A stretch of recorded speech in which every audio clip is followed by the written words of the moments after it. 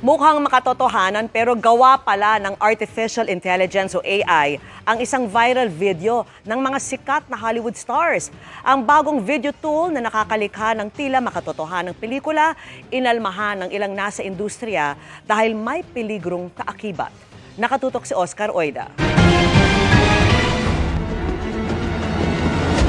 Ginulat ka rin ba ng video na ito?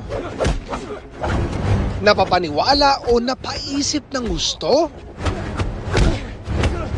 Kumakalat ngayon yan sa social media. Pero bago pa man umasang may bagong pelikulang pinagtatambalan ngayon sina Tom Cruise at Brad Pitt, dapat niyong malaman na ang eksenang yan gawang AI o Artificial Intelligence lamang sa pamamagitan ng Seedance 2.0. Ang bagong AI video generator app na inilunsad ng ByteDance. Di gaya ng mga naunang AI generator, sa Seedance, mas realistic, mas pino ang video. Ang mga galaw, mas makatotohanan.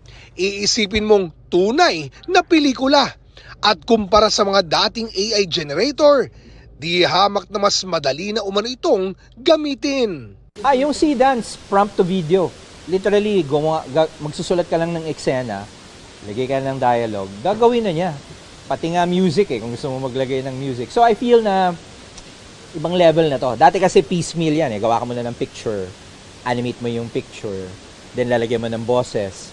Pag pinagtagpi-tagpi mo yan, minsan medyo wonky yung labas Pero napadali man ito ng gusto ang paglikha ng mga makatotohanang video, may kaakibat din itong peligro. Ang naglalaban naman dyan is, on the one hand, dinemocratize mo na yung tool. Anyone can use it. Pero that's also where the risk is. Kasi since kahit sino na lang pwede gumawa and the effort is pretty low, mataas din yung chance na people will use it for many things like fraud, identity theft, politics. Yan yung kinakatakutan ng mga tao. Just like any digital media or creative tool, mahirap na rin siya ma-detect.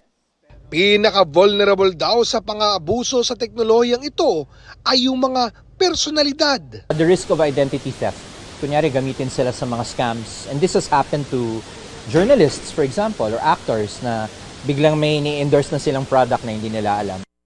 Ang Walt Disney Company nga, nagpadala na ng cease and desist letter laban sa ByteDance, kaugnay sa kanilang AI video tool na Seedance 2.0. Sa ulat ng Reuters, inaakusahan ng Disney ang kumpanya na gumamit ng mga copyrighted na karakter mula sa mga franchise tulad ng Star Wars at Marvel Cinematic Universe nang walang pahintulot.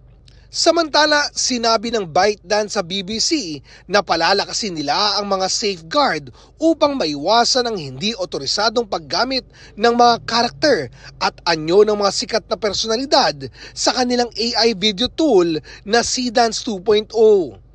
Ang tanong, may paraan ba para ma-regulate ang mga ganitong klase ng tool?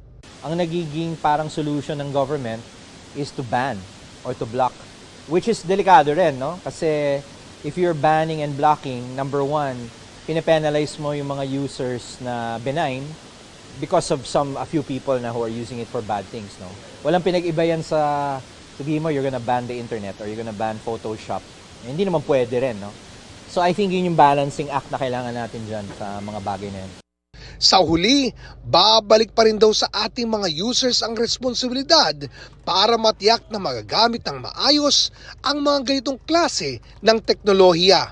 Yung konteksto pa rin, nagpapatawa ka lang ba talaga or meron kang pinalalabas? And again, that is beyond a matter of opinion, beyond a certain level, ano ka na, propagandist ka na, diyan ka mag-iingat. The moment you start using mga Hollywood actors, mga journalist, artista, even if it's for fun, lalo na politicians, I think we should be very careful about that. Para sa GMA Integrated News, Oscar Oida, nakatutok, 24 oras. Maging dito sa Pilipinas ay mariinding kinondena ng grupong League of Filipino Actors o Actor PH ang maling paggamit sa teknolohiya gaya ng Artificial Intelligence o AI.